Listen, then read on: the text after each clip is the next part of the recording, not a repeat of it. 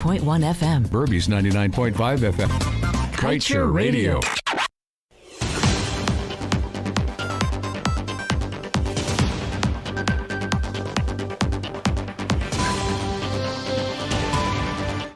Hello, thank you for tuning into Kaieteur Radio. I'm Kevin Smith and welcome to your news at noon. These are the top stories we're tracking. Self-appointed gas experts cannot be trusted with $900 million project. Rupnarayan says Jagdeo and Brassington and Ashni Singh have abysmal records. ExxonMobil to drill 52 more exploration wells in 5 years. Nation still in the dark on prior and current costs per well. Eliza 2 FPSO is most environmentally friendly production ship globally, gets international acclaim for energy efficiency and mitigating emissions, says SBM Offshore. Miner who traveled from interior to sign for a baby robbed and killed. GCOM says no commissioner, no ID cards.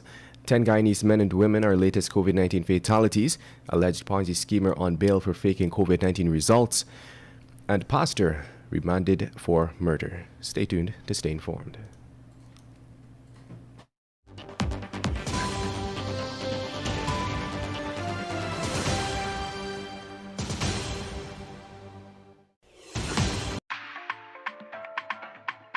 Hey, you! Going out?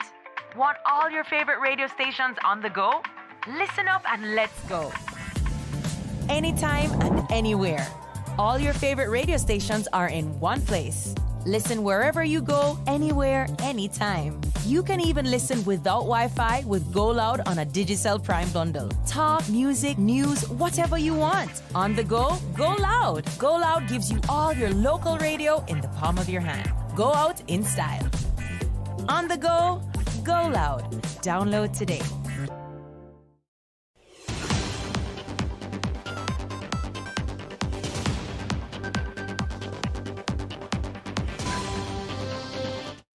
And now for the news in detail. The self-appointed oil and gas masterminds behind the proposed $900 million gas to energy project cannot be trusted with its management given their records of abysmal failure with regards to other major infrastructural projects.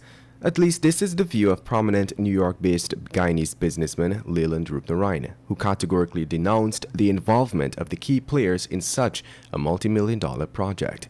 He was at the time directly referencing the two key point men on the Gas to Shore Committee, namely Vice President Bharat Jagdeo and Winston Brassington, in addition to Senior Minister with responsibility for finance, Dr. Ashni Singh.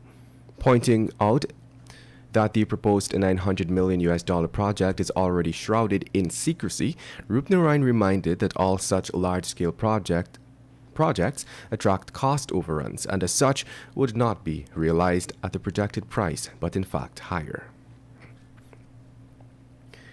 In other news, ESSO will by the end of 2025 spud some 52 wells across the Stabroek and Kanji block in a 5-year period, having begun an aggressive campaign in late December of 2020. According to the schedule of exploration activities for the company for the Stabroek block, the company is currently engaged in an aggressive 25-well exploration campaign that began back in June of this year. That drilling campaign is expected to last until the end of 2025. This is in addition to a separate 12-well campaign that had begun back in December of 2020 in the Stabroek block and ended earlier this year. Furthermore, the company is currently engaged in a 3-well campaign in the Kanji block that is expected to conclude this month. Additionally, ESSO is currently awaiting permission for another 12-well campaign in the Kanji block. That 5-year campaign is also expected to be concluded in February 2025. And moving on, the Eliza Unity oil vessel has set sail for the Stabroek block, and according to the shipbuilders, the vessel is the most environmentally friendly of such vessels currently in operation worldwide. SBM Offshore, the Dutch floater specialist that had been contracted to supply the vessel for production from the Eliza 2 oil field, disclosed that the vessel has also been awarded the Sustain 1 notation by ABS, the Classification Society. The Eliza Unity is the world's first FPSO to achieve such recognition for sustainability for its design, documentation, and operational procedures. The Eliza Unity FPSO started its voyage to Guyana on September 3, 2021, having departed from the Keppel shipyard in Singapore. The FPSO is expected to arrive in Guyana in November. And now let's tell you, 2 days after a 36-year-old father and minor, Nelson Thomas, traveled from the interior to sign for his newborn baby, that opportunity was taken away from him as he was robbed and killed the night before he had planned on going to sign for his only child. Thomas was killed sometime around 21 hours 30 on Thursday night at Caneville, East Bank, Demerara. He was reportedly killed during a robbery after he left his Fourth Field Caneville home, where he resided with his wife, his newborn son, and his mother. The man had left his home to visit his uncle who lives in 2nd Street, Caneville. A resident told investigators that around 21 hours 30, he saw Thomas lying motionless on the eastern side of his yard under a shed attached to his house with what appeared to be blood about his body. The police reported that Thomas was allegedly robbed and killed by unknown suspects or suspect. You're listening to Kaieteur Radio 99.1 and 99.5 FM. This is your news at noon. We will return after the break.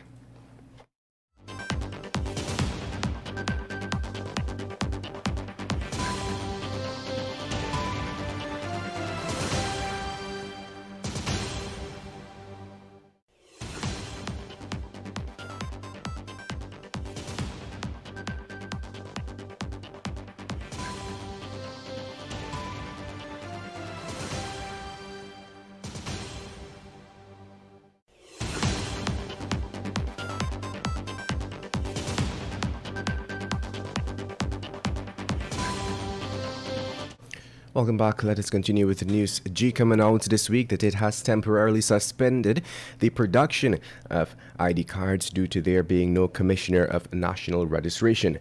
This was outlined in a public notice. The national ID card is used as a proof of identity and citizenship in the conduct of business transactions if such proof is required. According to GCOM, the suspension of production of ID cards will remain in force until a new National Registration Commissioner is appointed and a signature is obtained for use on the cards. In the interim, the Elections Commission apologized for the inconvenience caused and requested the patience and understanding of the public as it works to resolve the issue in the shortest possible time. Meanwhile, a man popularly known in Linden as Pastor was yesterday remanded for the execution-style killing of Delroy McKenzie on July 17th. The defendant, Samoria Mitchell, 26 years old, appeared via Zoom before Principal Magistrate Cheryl Isaacs Marcus at the Georgetown Magistrates Court. He was charged with the murder of Delroy McKenzie, which took place at Sunflower Street, Wismer, Linden. Mitchell was not required to plead to the indictable charge and is expected to return on October 8th.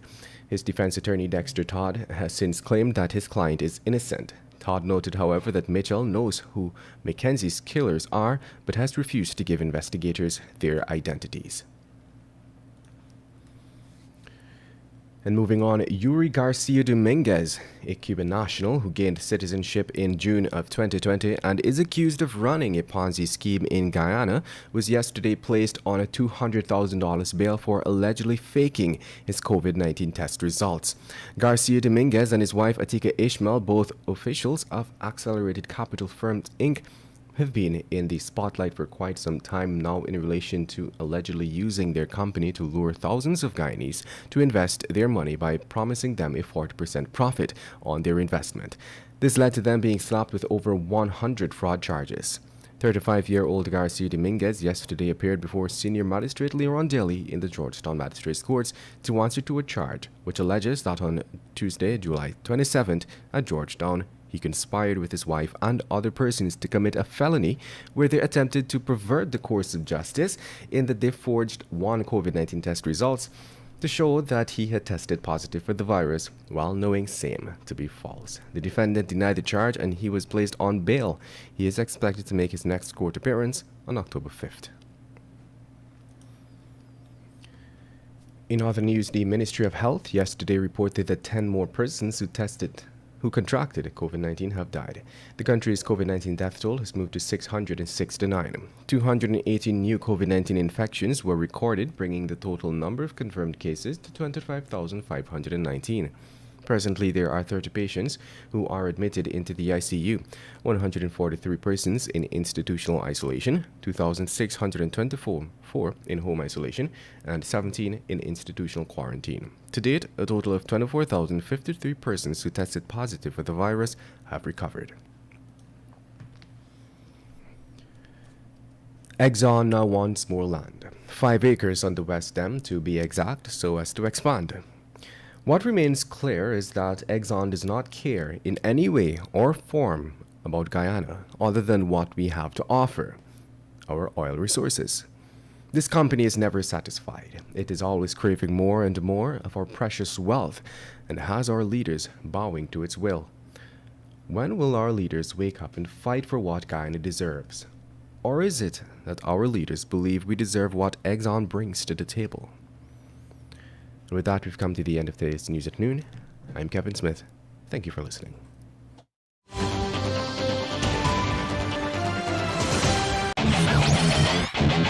Want value for your advertising dollar? Then place your ads on Kaieteur Radio's Newscasts. Streamed live on 6 different mediums, reaching hundreds of thousands. Advertise today and watch your dollar grow. Call us on 225-8465 or 226-8210 today.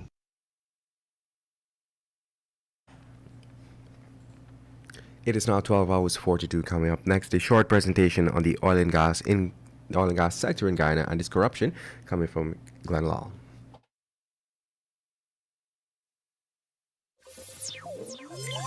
Guyana, let me ask you a simple question. Would you buy 1,000 chicken per day on a contract when you can only use 10 chicken per day? Who does that? Only a moron does that. There's no way you're going to buy 1,000 chicken when you and your family can only eat 10. You can't even give away to neighbors and friends because you can't use 1,000 chicken. So it means you got to dump the chicken. So nobody will sign a contract, a long-term contract to that effect. Well, this is what international institutions in the oil industry have been warning Guyana against. Just recently we carried a story on Ghana, in which Ghana is trapped because Ghana signed a long-term contract with the oil companies to supply them gas.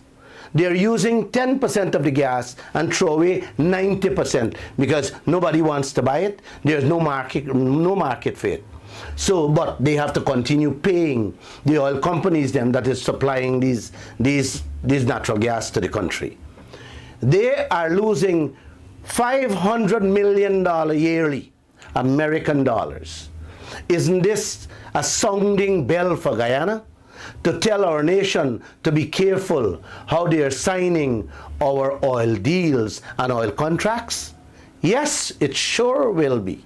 Join me on the Glenn Lal Show every Monday, Wednesday, and Friday at 7:20, and there are lots more for me to tell you.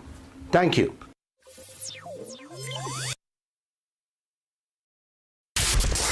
Kaieteur Radio. Covering Guyana from coast to coast. Demerara and Essequibo 99.1 FM. Herbie's 99.5 FM. Kaieteur Radio.